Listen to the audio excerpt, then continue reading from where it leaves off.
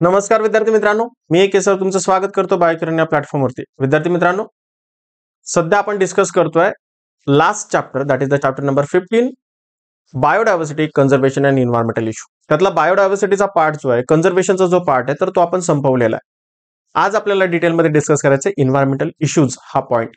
विद्यार्थी मित्रांनो, अजूनही तुम्ही फ्री नोटसाठी जर आपलं बायोकिरण हे युट्यूब चॅनल अजूनही तुम्ही जर आपल्या फ्री नोटसाठी आपलं बायोकिरण हे ऍप प्ले स्टोरवरून जर डाउनलोड केलेलं नसेल तर ते आजच डाउनलोड करा. त्याची लिंक मी डिस्क्रिप्शन मध्ये सुद्धा दिलेली आहे, ज्यामध्ये तुम्हाला फ्री नोट्स, त्याचबरोबर इम्पॉर्टंट डायग्राम, इम्पॉर्टंट क्वेश्चन्स हे सगळं तिथे अवेलेबल आहे फ्री स्टडी मटेरियल सेक्शन मध्ये. त्याच्यामुळे आजच डाउनलोड करा. आणि त्याचबरोबर तुम्ही आपल्या सोशल मीडिया प्लॅटफॉर्मला जर फॉलो केलेलं नसेल तर त्याची लिंक सुद्धा मी डिस्क्रिप्शन मध्ये दिलेली आहे, तर ते सुद्धा फॉलो करा, जेणेकरून अपडेट जे आहे तर ते तुम्हाला मिळत राहतील. चला तर विद्यार्थी मित्रांनो, आजच्या या लेक्चरला सुरुवात करूया, ज्यामध्ये आपल्याला डिटेलमध्ये डिस्कस करायचं आहे ते म्हणजे इन्व्हायरमेंटल इश्यूज हा पॉइंट. तर बघा विद्यार्थी मित्रांनो, environmental issues.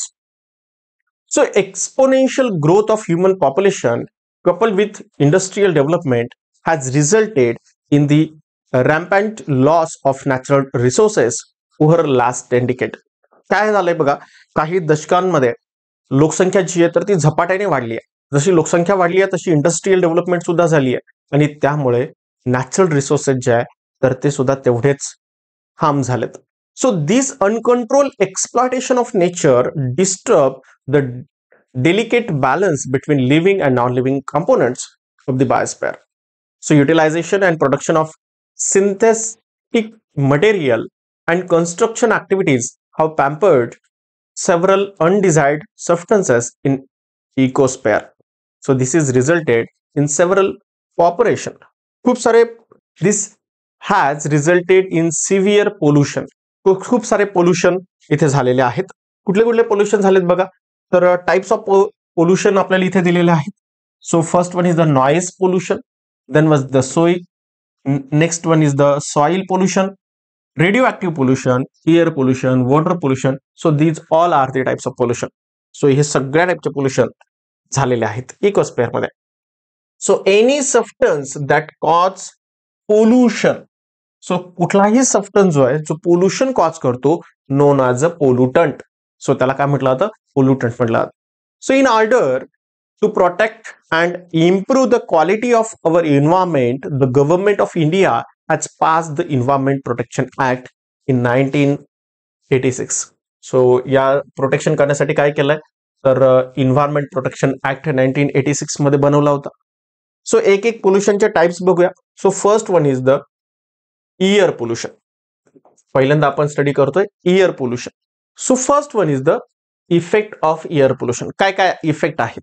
So respiratory surface of living being are constantly interacting with air. Any unfavourable alteration of air quality affect the respiratory system. Severity of damage depends on concentration of pollutant. जितकं जास्त pollutant concentration असेल तितकी जास्त severity असेल डॅमेजची. So duration of exposure and the organisms. So even in case of plants, air pollution result in poor yield of crop and premature death of plant. एअर पोल्युशनमुळे प्लांटवरती सुद्धा खूप जास्त इम्पॅक्ट होतात, कमी उत्पादन येतं, त्याचप्रमाणे प्री मॅच्युअर डेथ सुद्धा होऊ शकते प्लांटची. So nowadays automobiles are omnipresent. They are major cause of atmospheric air pollution. So regular maintenance of vehicle and use of lead-free petrol or diesel reduce pollutant from exhaust. काय होतंय, तर जे काही आपले ऑटोमोबाईल्स आहेत, बाईक असेल, car असेल, जे पेट्रोल डिझेल वरती चालतं, तर ते सगळ्यात मोठं एअर पोल्युशन करणारं एक साधन आहे. So type of air pollutant, कुठले कुठले टाइप्स आहेत air पोल्युटंटचे. So air pollutants are of two types. First one is the particulate pollutant and gaseous pollutant. दोन टाइपचे आहेत. एक particulates आहेत, पार्टिकलच्या स्वरूपात, आणि दुसरे जे आहेत ते गॅसच्या स्वरूपात आहे. So particulate air pollutants may be solid or liquid. हे सॉलिड असू शकतात किंवा लिक्विड असू शकतात. So particles with a diameter 10 μm may settle in the soil but particles with 1 म्युएम or less than remain suspended in the air. ज्यांचं diameter जे आहे तर ते 10 म्युएम पेक्षा जास्त असेल तर ते सॉइल मध्ये सेटल होतात, बट 1 म्युएम पेक्षा कमी असेल किंवा 1 म्युएम असेल तर ते एअर मध्येच राहतात. So according to the central pollution control board, that is the CPCB, that is the Central Pollution Control Board, particulate matter of size, that is the 2.5 म्युएम or less than in diameter, that is the PM 2.5, are responsible for causing greatest harm to human. जर एखाद्या particular मॅटरची size 2.5 म्युएम पेक्षा जर कमी असेल तर त्याच्यामुळे खूप जास्त इम्पॅक्ट होतो ह्युमन्स वरती. So these fine particulates can be inhaled deep into the lung and are responsible for irritation, inflammation and damage to the lung. काय होतं तर हे जे काही पार्टिकल्स आहेत तर ते पार्टिकल्स आपण रेस्पिरेशन थ्रू आपल्या लंग्स मध्ये जातात, लंग्स मध्ये इरिटेशन करतात, इन्फ्लामेशन करतात, आपल्या लंग्सला डॅमेज करतात. So in addition to these it cause breathing and respiratory disorder and premature death. त्याच्यामुळे काय होऊ शकतं, खूप जास्त ब्रीदिंगला प्रॉब्लेम होऊ शकतो, रेस्पिरेटरी प्रॉब्लेम्स होऊ शकतात, डिसऑर्डर्स होऊ शकतात आणि कदाचित जर जास्त डॅमेज असेल तर प्रीमॅच्युअर डेथ सुद्धा होऊ शकते. सो स्मोक धूर असेल, धुकं असेल, pesticides, heavy metals, dust and radio elements are the examples of particulate pollutant. हे काय तर हे सगळे जे आहे तर ते सबस्टन्स आहेत, एक्झाम्पल्स आहेत पर्टिक्युलेट पोल्युटंटचे. Next one the gaseous pollutant. So gaseous pollutant include carbon dioxide, carbon monoxide, sulfur dioxide, then nitrogen monoxide, nitrogen dioxide. So these all are the example of gaseous pollutant.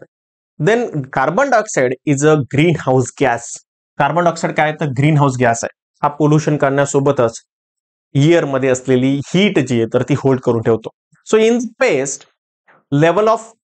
past level of carbon dioxide in the atmosphere remain low.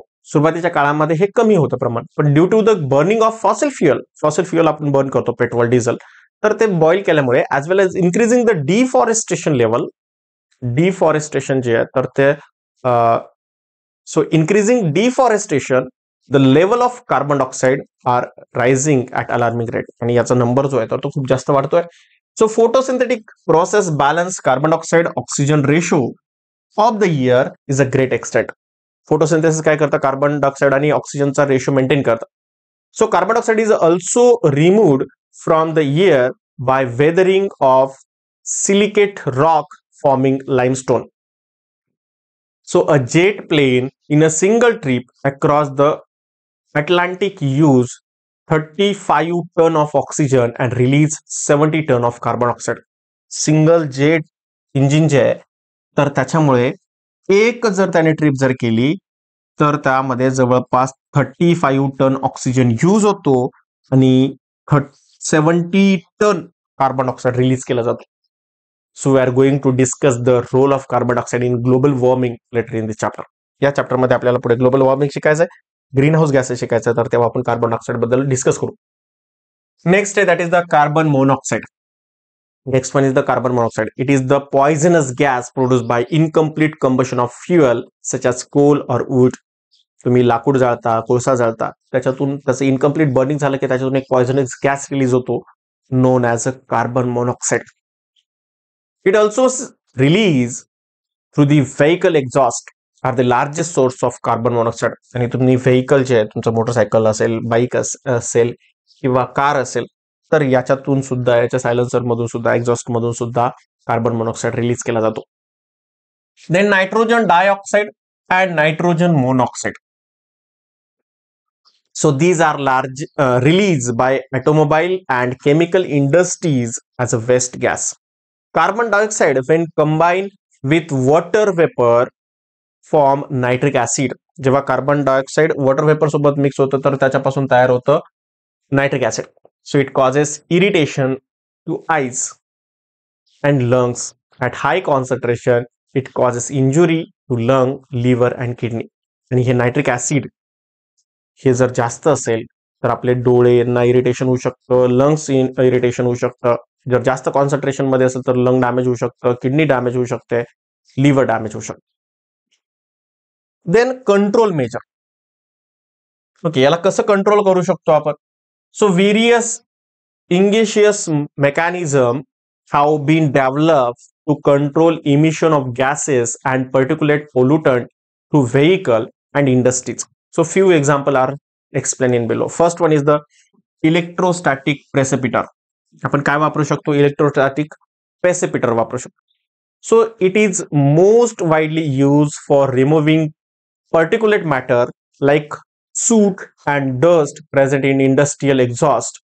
It can remove almost 99% particulate matter present in the exhaust from the thermal power plant. काय केलं जातं? तर हे काय करतं? तर पर्टिक्युलेट matter जे असेल, सूट असेल, डस्ट असेल, म्हणजे काजळी असेल किंवा धुळीकण असेल, तर यांना इंडस्ट्रियल एक्झॉस्ट मधून जवळपास 99% ते कमी करतं आणि थर्मल पॉवर प्लांट मध्ये त्याला टाकतं, एक्झॉस्ट मधून कमी करतं. बघा इथे इलेक्ट्रोस्टॅटिक प्रेसिपिटरची आपल्याला फोटो दिलेला आहे, फिगर दिलेली आहे. काय असतं त्याच्यामध्ये? तर इथे एक पाईप असतो, या पाईप मध्ये एक रिंग असते, इकडून हा मटेरियल जे आहे तर तिकडे जातं. इथे हे निगेटिव्हली चार्ज मेटल ग्रीड असतात. इथे जे आहे तर ते gas stream containing particles peak of negatively charge. इथे हे निगेटिव्हली चार्ज जे आहे तर तिकडे पाठवतात. इथे पॉझिटिव्हली चार्ज प्लेट असतात, या पॉझिटिव्ह चार्जमुळे हे अट्रॅक्ट होतात. आता अट्रॅक्ट झाल्यामुळे इथे पॉझिटिव्हली चार्ज कलेक्टर प्लेट आहे. ओके, त्याच्यानंतर smoke particles attract collected plate. इथे स्मोक पार्टिकल जे तर ते अट्रॅक्ट होतात आणि क्लीन गॅस जो आहे तर तो बाहेर टाकला जातो आणि जे काही मटेरियल इथं राहिलं तर ते इथे रिमूव्ह केलं जातं. पार्टिकल्स रिमूव्ह जे इथे केलं जातं. ओके, सो जस्ट फक्त पॉझिटिव्ह निगेटिव्ह अट्रॅक्शन एक प्रिन्सिपल यूज करून हे जे काही इन्स्ट्रुमेंट आहे ते तर बनवलेलं आहे. So in this method high voltage is applied and electric discharge take place which causes ionization of air in the smokestack. Ionization concept इथे वापरले जाते. Free electron in the ionized air get attached to the gaseous or dust particles moving up at stack. These negatively charged particles move toward the positive electrode and settle down there. Negatively charge particle जे आहेत तर ते positive कडे attract होतात, तिथे settle होतात. So these particles are removed by the vibration of the electrodes and collected in the reservoir. याला remove केलं जातं आणि रिझर्वायर मध्ये टाकलं जातं. Then second one is the exhaust gas scrubber. Exhaust gas scrubber are use to clean air for both dust and gases by passing it through dry or wet packing material. त्याच्या dry आणि wet packing material मधून काय केलं जातं तर clean air pass केली जाते आणि डस्ट आणि गॅसेस जे आहे डस्टला रिमूव्ह केलं जातं. So it can remove gases like sulphur dioxide. Sulphur डायऑक्साईडला हे रिमूव्ह करतं. So in the scrubber the exhaust is pass through a spray of water or lime. त्यामधून काय पास केलेलं असतं तर वॉटर स्प्रे केलेलं असतं किंवा लाईम स्प्रे केलेलं असतं. लाईम म्हणजे चुना. बघा हे बॉयलर आहे आणि या बॉयलरच्या मध्ये इथे खूप सारे अशा जे काय तर त्या अशा पाईप आहेत. आता याच्यातून इकडे ट्रान्सफर केलं जातं. इथे जर बघितलं तर हे एक्झॉस्टर असतं. आता या एक्झॉस्टर मध्ये जर बघितलं तर तुम्ही काय असतं तर वॉटर असतं, देन लाईम असतं आणि त्याच्यातून स्प्रे केलं जातं. त्याच्यातून जेव्हा इथून गॅस पास केला जातो, हे कलेक्टर टँक आहे, इथे कलेक्ट केलं जातं गॅस विथ सोडियम डायऑक्साईड इथे असतं. ओके, आणि बाकीचे जे ट्रीटेड फ्ल्यू गॅस आहे तर तो रिलीज केला जातो आणि जे काही बाकीचं मटेरियल जे असेल तर ते स्क्रबर मध्ये टाकलं जातं. ओके, वॉटर आणि लाईम जे आहे तर त्याचा रेशो मेंटेन केला जातो. सोडियम डायऑक्साईड जो आहे तर तो बाहेर काढला जातो. सॉरी, सल्फर डायऑक्साईड जो आहे तर तो बाहेर काढला जातो आणि ट्रीटेड फ्यूल गॅस जो आहे तर तो रिलीज केला जातो.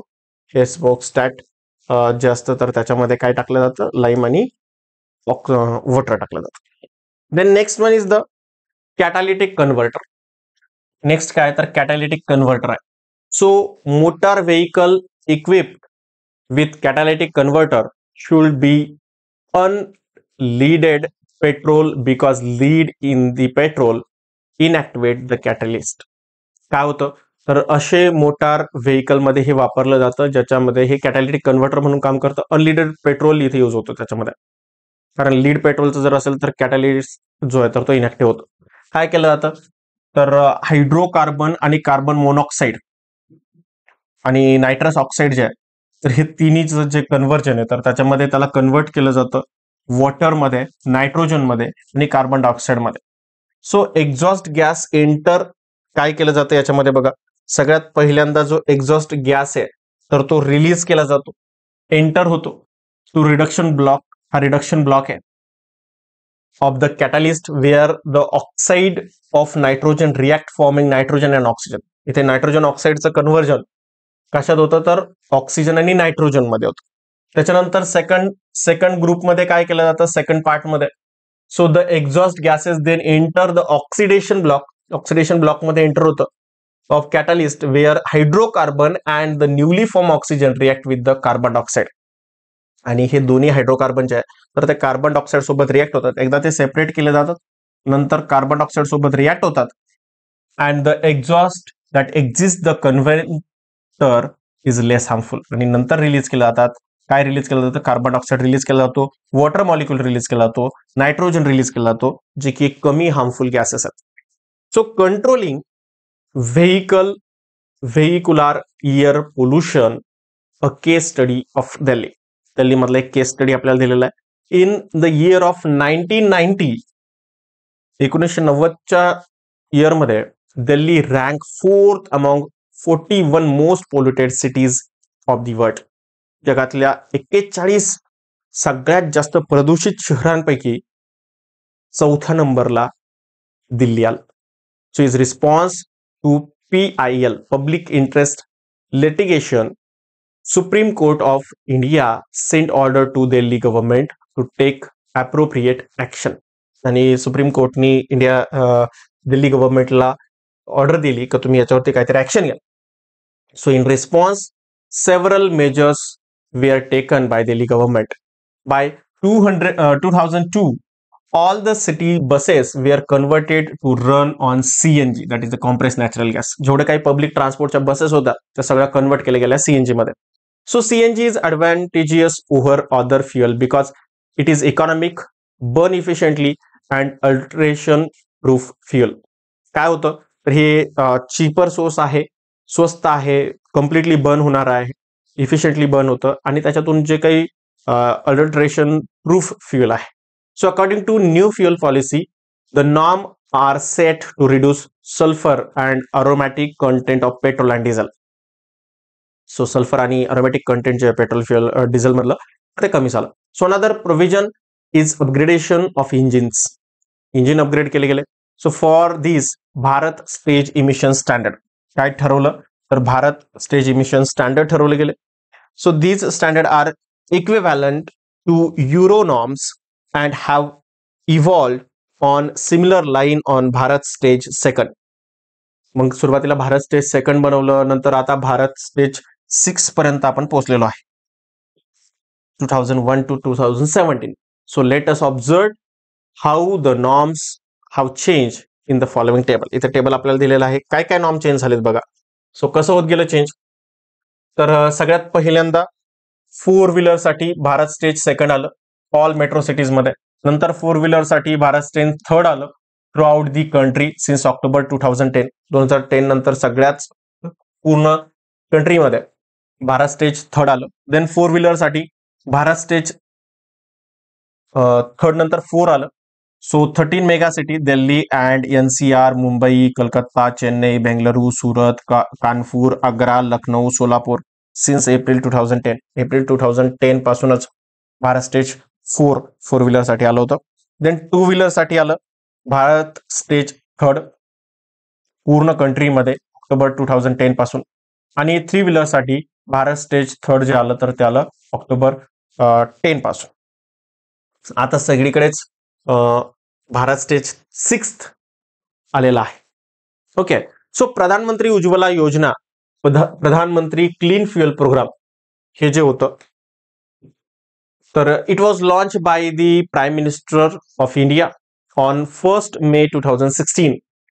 To distribute 50 million LPG connection to woman of BPL family. जे बिलो पॉवर्टी लाईनचे फॅमिलीज आहेत तर त्यांच्या वुमेनसाठी 1 मे 2016 जवळपास 50 मिलियन LPG सिलेंडरचे कनेक्शन जे आहेत तर ते डिस्ट्रीब्युट केले गेले. So in many BPL families chulhas are used where incomplete combustion of wood and coal lead to the carbon monoxide poisoning. So use of LPG help in reducing such household air pollution. आणि LPG मुळे काय झालं तर जे household air pollution होतं तर ते कमी झालं. Have you noticed BS5 is missing in above table? BS5 जे तर ते मिसिंग होतं. So note that 2001 Bharat Stage second emission norm were set for CNG and LPG vehicle. So it stipulate the emission of sulfur be controlled at 50 ppm in diesel and 150 ppm in petrol. So aromatic hydrocarbon should be just 42% in concerned fuel. The aim of reduce sulfur emission to 50 ppm in petrol and diesel along with aromatic hydrocarbon in 35%. So government of India directly adopted BS6 in the year of 2018, skipping BS5. काय केलं गेलं होतं तर अगोदर जे आहे तर ते 50 ppm पर्यंत कंट्रोल केलेलं होतं डिझेल आणि 150 ppm पेट्रोल पर्यंत जे सल्फरचं इमिशन आहे तर ते कंट्रोल केलं गेलं होतं. पण नंतर जेव्हा सल्फर इमिशन कमी झालं 50 आणि 50 वरून ते ज्या 50 आणि 35 पर्यंत आलं त्याच्यामुळे गव्हर्नमेंटला असं वाटतं की 5 पर्यंत न जाता डायरेक्टली 6 वर येऊ आणि त्याच्यामुळे BS5 जे आहे तर ते स्किप केलं गेलं. डायरेक्टली BS6 जे आहे तर ते लॉन्च केलं गेलं 2018 मध्ये. This effort decreases level of CO2 and sulphur dioxide in Delhi. CO2 आणि SO2 जे आहे तर त्याचं कॉन्सन्ट्रेशन जे आहे तर ते डिक्रीज केलं गेलं. So colder weather and stagnant wind trap smoke from various sources like firecracker, burning crops, stubbles, lead garbage and road dust. So जसं कोल्डर वेदर जेव्हा असेल तर तेव्हा काय केलं गेलं तर खूप जास्त स्मोक बघायला मिळाला. खूप सारे सोर्सेस होते त्याच्यामध्ये. फायर क्रॅकर होते, फटाके वगैरे असेल, बर्निंग क्रॉप्स, स्टुबल्स जे काही शेतीचा जो कचरा असेल तर त्याला जाळलं जायचं, lead garbage, then road dust. याच्यामुळे जे काही कोल्डर वेदरच्या वेळेस काय होतं तर खूप जास्त वाऱ्यामुळे वगैरे तर धूर खूप जास्त दिसायचा. So citizen suffered breathlessness. So chest muscle contraction, irritation in eyes, asthma and allergy हे सगळे प्रॉब्लेम व्हायला लागले. So administration took certain measure like closing educational industries, suspending of construction or demolition work, undertaking vacuum cleaner of roads, etc. So तिथे काय केलं तर खूप साऱ्या ऍडमिनिस्ट्रेशन मेजर्स ठरवले गेले. जसं की क्लोजिंग काय केलं तर खूप सारे एज्युकेशनल इन्स्टिट्यूट जे आहेत तर त्या बंद केल्या त्या वेळेसाठी. देन कन्स्ट्रक्शन साईट ज्या आहेत तर त्या बंद केल्या. देन व्हॅक्युम क्लीनर बसवलेत रोडवरती. So even Badarpur thermal power plant was temporary close down. बदरपूरचा जो थर्मल पॉवर प्लांट आहे तर तो सुद्धा थोड्या वेळासाठी बंद केला गेला. So do you think mere setting standard is not enough? We must encourage means like carpooling and use of public transport. आणि आपल्याला काय करायला पाहिजे तर फक्त स्टँडर्ड ठरवून चालणार नाही तर आपल्याला पब्लिक ट्रान्सपोर्ट यूज केले गेले पाहिजे, स्वतःचे कार न यूज कर. Then next one is the noise pollution. Next आहे that is the noise pollution. So in India air prevention and control of pollution act, air pollution and prevention control act जो आहे, air prevention and control of pollution act 1981 मध्ये हा तयार केला गेला. Amendment याच्यामध्ये झाली 1987 मध्ये. Include noise as a air pollutant, noise as a air pollution ठरवलं गेलं. So noise is an undesired high level of sound. गरजेपेक्षा जास्त आवाजात जो आवाज, जास्त आवाजात जो साऊंड वगैरे जो असतो जास्त लेवलमध्ये तर त्याला नॉईज पोल्युशन म्हटलं जातं. So noise causes psychological and physiological changes in the human being. Psychological physiological changes होऊ शकतात. So there is dire need to creating awareness about noise pollution causing during festival and processions of our society. खूप साऱ्या फेस्टिवलमध्ये आपण खूप सारे DJ वगैरे लावतो, तर त्याच्यामुळे सुद्धा नॉईज पोल्युशन होत असतो. So exposure to extremely high sound level 150 decibel और मोर, 150 डेसिबल किंवा त्याच्यापेक्षा जास्त जर साऊंड असेल तर त्याच्यामुळे खूप जास्त इम्पॅक्ट होतो. So generate during a take off a jet plane or rocket may damage ear drum and cause permanent hearing loss. So generally jet plane मध्ये किंवा रॉकेट लॉन्च होत असताना असा आवाज येतो, त्याच्यामुळे तुम्हाला इयर ड्रम जे आहे तर ते डॅमेज होऊ शकतात, परमनंट हिअरिंग लॉस होऊ शकतो. So noise also can cause sleeplessness.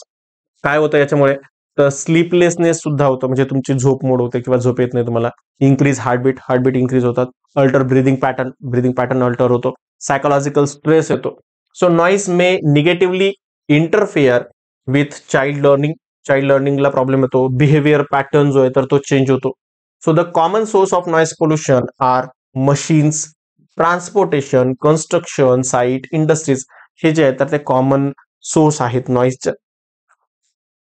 So reduction of noise in our industries can be brought about by use sound absorbent material or by muffling the noise. So काय केलं जातं तर soil absorbent material use केलं जातं. So laws which prohibit blowing horn in the areas of school and hospital. काही ठिकाणी lodge केल्यात की तुम्ही तिथे हॉर्न नाही वाजवू शकत, जसं की तो स्कूलच्या जवळ असेल किंवा हॉस्पिटलच्या तिथे असेल. So need to be implemented strictly to curb decibel level. So खूप साऱ्या ठिकाणी आपल्याला डेसिबल लेवल, आवाजाची डेसिबल लेवल जी आहे तर ती फिक्स करून दिलेली आहे. So government of India has rule and regulations against fire crackers and loudspeaker. Supreme Court of India has ban loudspeaker at public gathering after 10 PM. रात्री 10 नंतर तुम्ही कुठलाही लाऊडस्पीकर लावण्यावरती बॅन केलेला आहे. Next one is the water pollution and its control. Okay, next one is the water pollution and its control. So water has been a controlling factor in distribution and density of living being in an area. So human water consumption increase may fold of increase industrialization. Water pollution सुद्धा होत असतं खूप साऱ्या industries मधून. Water जे आहे तर ते इन्फेक्टेड वॉटर जे आहे किंवा पोल्युटेड वॉटर जे आहे तर ते रिलीज केलं जातं. So increase utilisation and discharge of harmful water, waste water in water bodies has cause several pollution. खूप सारे सिव्हिअर पोल्युशन जे आहे तर ते होऊ शकतं जे काही वेस्ट वॉटर आहे, हार्मफुल वेस्ट वॉटर आहे तर ते रिलीज केल्यामुळे. So most of the water pollution is manmade. Water pollution जे आहे तर ते मॅनमेड आहेत जास्त. So polluted water may be turbid, foul smelling, may contain number of pathogens, heavy metals, oils etcetera. त्याच्यामध्ये खूप सारे पोल्युटरी मटेरियल म्हणजे पोल्युटंट असू शकतात. So releasing the importance of maintaining the cleanliness of the water bodies, government of India has pass the water prevention and control of pollution act. So याच्यासाठी water पोल्युशनसाठी त्याला control करण्यासाठी एक ऍक्ट पण तयार केला गेला होता. काय तर water prevention and control of pollution act 1974 to safeguard our water resources. So next domestic sewage and industrial influence. So domestic म्हणजे घरातलं सांडपाणी, सिवेज म्हणजे सांडपाणी. सो इंडस्ट्रियल इन्फ्लुएन्स म्हणजे कारखान्यातलं सांडपाणी. So even a small quantity of about 0.1 impurities in water can make it unfit for human consumption. 0.1% जरी impurities असेल वॉटरमध्ये तरी सुद्धा ते ह्युमन कन्झम्पशन साठी अनफिट आहे. So solid and relatively easy to separate but dissolve salt such as nitrate, phosphate and other nutrient and toxic metal ion as well as organic compounds are difficult to remove. पण काही असे आहेत की आपण त्याला गाळून घेऊ शकतो, मात्र काही असे आहेत डिझॉल्व्ह झालेले मटेरियल जसे की नायट्रेट असेल, देन फॉस्फेट असेल, न्यूट्रिएंट असेल, काही टॉक्सिक मेटल असेल, तर यांना मात्र सेपरेट करणं इझी टास्क नाहीये. So domestic sewage is one of the most common source of water pollution. So it contain biodegradable organic matter. काय असतं डोमेस्टिक सिवेज मध्ये तर बायोडिग्रेडेबल ऑर्गॅनिक मॅटर असतं. So it's readily get decomposed by bacteria and other microorganisms. So they use organic matter as a substrate and utilize some amount of sewage. So काय केलं जातं तर मायक्रोऑर्गॅनिझम जे आहे तर ते सबस्ट्रेटला युटिलाइज करतात, ऑर्गॅनिक मॅटरला खातात आणि काही सिवेज मध्ये तसंच राहतं. So it is possible to estimate biodegradable organic matter in sewage water by measuring biochemical oxygen demand BOD. So BOD जर आपण काउंट केलं तर त्याच्यामध्ये किती बायोडिग्रेडेबल ऑर्गॅनिक मॅटर आहे तर हे आपण सांगू शकतो. So it is amount of dissolve organic required by microorganism by decomposing the organic matter present in the water. So it is express in milligram of oxygen per litre. आणि हे कशाने major केलं जातं, एक्सप्रेस केलं जातं तर milligram of oxygen per litre, that is the mg per litre. For so high BOD indicate intense level of microbial pollution. खूप जास्त BOD जर असेल तर काय समजून घ्यायचं की त्याच्यामध्ये मायक्रोबियल पोल्युशन्स जे आहे तर ते जास्त आहे.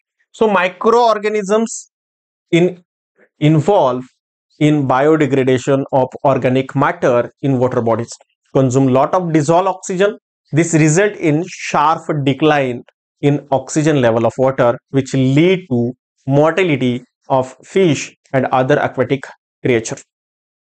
सो काय होतं, सो डिझॉल्व ऑक्सिजन कमी होतो. डिझॉल्व ऑक्सिजन ऑर्गॅनिक मॅटरने जास्त यूज केल्यामुळे ऑक्सिजन लेवल कमी होते आणि ऑक्सिजन लेवल कमी झाली की फिशचा मोर्टॅलिटी रेट, डेथ रेट जो आहे तर तो वाढतो. Then presence of large amount of nutrient in water cause excessive growth of plankton, free floating algae, specially blue green algae. This is called as algal Bloom.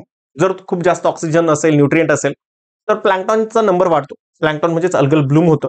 So which gives colour to the water bodies, त्याच्यामुळे water बॉडीला colour येतो. So algal bloom often release toxin in water, खूप जास्त toxin release करतं. So fish die due to the toxicity, आणि त्या toxin release केल्यामुळे तिथले फिश जे आहेत तर त्याची डेथ होते. Quality of water deteriorates and become toxic to human being and other animals, आणि त्याच्यामुळे ते वॉटर जे आहे तर ते टॉक्झिक बनतं. So another threat to aquatic ecosystem is water hyacinth. आणखीन एक महत्वाचा थ्रेट जो आहे तर तो आहे water hyacinth, that is the Eichhornia crassipes. So it is an aquatic plant native to of Amazon basin, highly problematic invasive species. So it was first introduced in India for its lovely purple color flower. पहिल्यांदा काय म्हणून आणलं होतं तर त्याचं एक छान purple कलरचं फ्लावर आहे म्हणून आणलं होतं, but for its lovely purple colour flower. But now it is nonsense as it grow exhaustively and cover entire water bodies. So these plant grow faster than our ability to remove it. So it is commonly called as a terror of Bengal. आणि यालाच म्हटलं जातं terror of Bengal, कारण आपण काढण्याच्या rate पेक्षा याचा वाढण्याचा रेट जास्त आहे आणि त्याच्यामुळे खूप साऱ्या वॉटर बॉडीज ज्या आहेत तर त्या पोल्युटेड झालेल्या आहेत. So natural eutrophication is again of a lake due to nutrient enrichment of water. So depending on the size of the lake, climatic condition and other factor, natural aging of lake require thousands of years.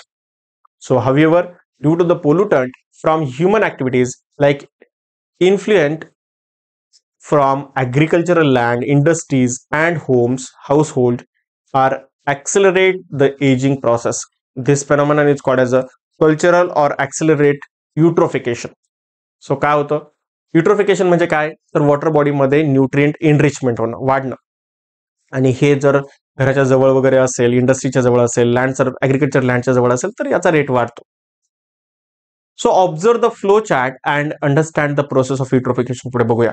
So this result in non availability of dissolved oxygen for aquatic organisms.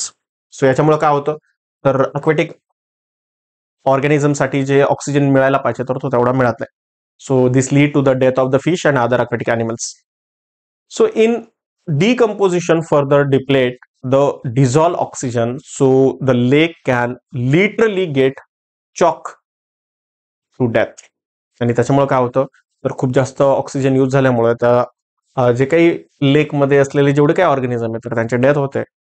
So a few substance usually present in the industrial waste water can undergo biological magnification, the phenomenon through which certain pollutants get accumulated in tissues in increasing concentration along the food chain. So successive trophic level is called as a biological magnification. आणि त्यामुळे काय होतं तर जे काही toxins आहेत तर ते प्रत्येक एका ट्रॉपिक लेवलमध्ये वाढत जातं आणि त्याच कन्सेप्टला म्हटलं आता बायो मॅग्निफिकेशन्स, बायोलॉजिकल मॅग्निफिकेशन्स. बघा इथे युट्रोफिकेशनचा एक फ्लोचार्ट दिलेला आहे. काय होतं बघा, so stinking eutrophic lake for coloured and turbid water, colour water होतं, टर्बिड वॉटर होतं, then loss of species diversity, then death of aquatic animals including fish, then त्यामुळे होतं तर reduce content of dissolve oxygen, increase in organic loading of lake, then death of submerged plant due to the reduced light, then biological enrichment of water, algal bloom होतं, planktonic algae and higher plants जे आहेत तर ते वाढायला लागतात, and nutrient enrich of water, nutrient enrich water मध्ये. आता बायोमॅग्निफिकेशन of DDT बघा काय झालेलं आहे तर वॉटरमध्ये 0.00003 ppm डीडीटी होतं. आता त्या वॉटर बॉडी मधून फायटोप्लॅन्क्टॉन मध्ये गेलं, फायटोप्लॅन्क्टॉन मधून झू प्लॅन्क्टॉन मध्ये गेलं, झू प्लॅन्क्टॉन मध्ये त्याचं प्रमाण झालं 0.4 ppm. जसं त्या झू प्लॅन्क्टॉनला स्मॉल फिशेसनी खाल्लं, स्मॉल फिशेसच्या बॉडीमध्ये तयार झालं डीडीटीचं concentration that is the 0.5 ppm. त्याच स्मॉल फिशला लार्ज फिशने खाल्लं, लार्ज फिशच्या बॉडीमध्ये झालं 2 ppm. आता अशा खूप साऱ्या लार्ज फिशेसला जेव्हा फिश इटिंग बर्ड नि खाल्लं तर तेव्हा त्याच्या बॉडीमध्ये झालं 25 ppm कॉन्सन्ट्रेशन. म्हणजे हे काय होतं तर वाढत जातं कारण एकच बॉडीने खाल्ली, भरपूर बॉड्या खाल्ल्या त्याच्यामुळे त्या सगळ्या बॉडीमधलं एकाच बॉडीमध्ये राहिलं. ओके, आणि त्यामुळे काय होतं म्हणजे बघा फॉर एक्झाम्पल त्या झू प्लॅन्क्टॉन जे आहे तर त्या एका झू प्लॅन्क्टॉननी कदाचित 10 फायटोप्लॅन्क्टॉनला खाल्लं असेल, एका स्मॉल फिशनी कदाचित 10 झू प्लॅन्क्टॉनला खाल्लं असेल, एका लार्ज फिशनी कदाचित 10 ते 15 स्मॉल फिशला खाल्लं असेल, एका ईगलनी सपोज 15-20 लार्ज फिशला खाल्लं असेल. सो यामुळे काय होतं तर त्याच्या बॉडीमध्ये ते डीडीटीचं कॉन्सन्ट्रेशन जे वाढत जातं आणि त्यालाच म्हटलं जातं biomagnification of DDT. So many of these pesticide are non degradable. खूप सारे पेस्टिसाइड असे ते डिग्रेडेबल नाहीये, so they get accumulated in the tissues of organism. आणि त्याच्यामुळे ते काय होतं तर बॉडी टिश्यू मध्ये अक्युमुलेट व्हायला लागतं. So they neither get metabolise nor be excreted. आणि हे मेटाबोलाइज पण होत नाही आणि बॉडीच्या बाहेर पण टाकता येत नाही आणि ते तसेच साचत राहतात. So they are pass on the next trophic level. त्याच्यामुळे ते नेक्स्ट ट्रॉपिक लेवलमध्ये पोहोचतात. And this is commonly seen in the case of DDT and mercury. Mercury पण मिनामाटा डिसीज तुम्ही एक कन्सेप्ट ऐकली असेल, तिथे मिनामाटा शहरामध्ये मर्क्युरीचं कॉन्सन्ट्रेशन वाढलेलं होतं, ह्युमन मध्ये मर्क्युरी कॉन्सन्ट्रेशन आलं होतं. सो मिनामाटा डिसीज त्याला म्हटलं जातं. So observe the food chain in the given figure. It's show biomagnification आपण ऑलरेडी बघितलंय. देन नेक्स्ट आहे that is the thermal pollution. So thermal pollution of water is cause due to the rise of temperature of water. वॉटरचं temperature वाढलं की त्याला thermal pollution म्हटलं जातं. The main source of thermal pollution are the thermal and nuclear power plants. आणि याच्यामध्ये काय तर थर्मल किंवा न्यूक्लिअर पॉवर प्लांट मधून निघणारं water. The power plants are use water as a coolant and release hot water. So as many organisms are sensitive to temperature, so sudden rise the temperature lead to the loss of flora and fauna. आणि खूप सारे organism जे आहे तर ते loss होतात वॉटरचं temperature वाढल्यामुळे. So next one is the measures of to reduce sewage water. So in order to conserve water and preventions creation of sewage, ecosan is a sustainable system for handling human excreta using dry composting toilet. So lead to the practical, efficient and cost-effective solution of human waste disposal. So काय केलं जातं तर जे काही human excreta आहे तर त्याला dry composting toilet मध्ये टाकलं जातं आणि त्याच्यापासून एक कॉस्ट इफेक्टिव्ह सोल्युशन आहे ह्युमन वेस्ट डिस्पोजल करण्यासाठी, त्याच्यासाठी वापरलं जातं ते म्हणजे इकॉलॉजिकल सॅनिटेशन म्हणजे इकोसॅन. आता इकोसॅन काय आहे कॉन्सेप्ट बघूया. So is an approach to sanitation provision which safely reduces excreta in agriculture. It reduces the need for chemical fertiliser. Human excreta जो आहे तर तो केमिकल फर्टिलायझरची नीड कमी करण्यासाठी वापरला जातो. So ecosan toilet is close system that does not need water. Ecosan toilet जे आहे तर त्यांना वॉटरची गरज नसते. It is an alternative to leach pit toilet in place where water is scarce or where there is risk of groundwater contamination. जिथे ground वॉटरचं contamination होऊ शकतं किंवा जिथे पाणी कमी आहे, सो अशा ठिकाणी हे इकोसॅन टॉयलेट वापरू शकतो.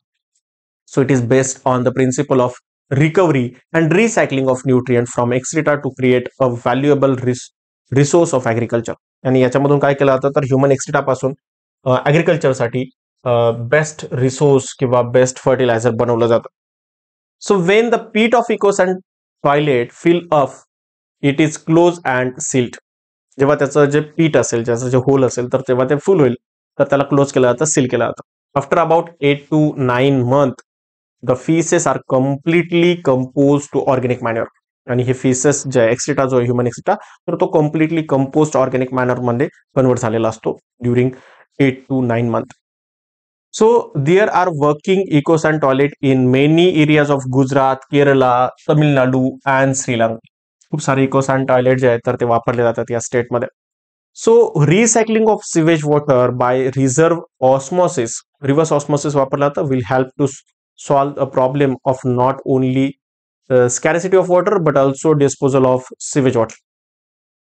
At Tirumala hill million of pilgrim visits. Every building here has RO system which solve the problem of huge water demand.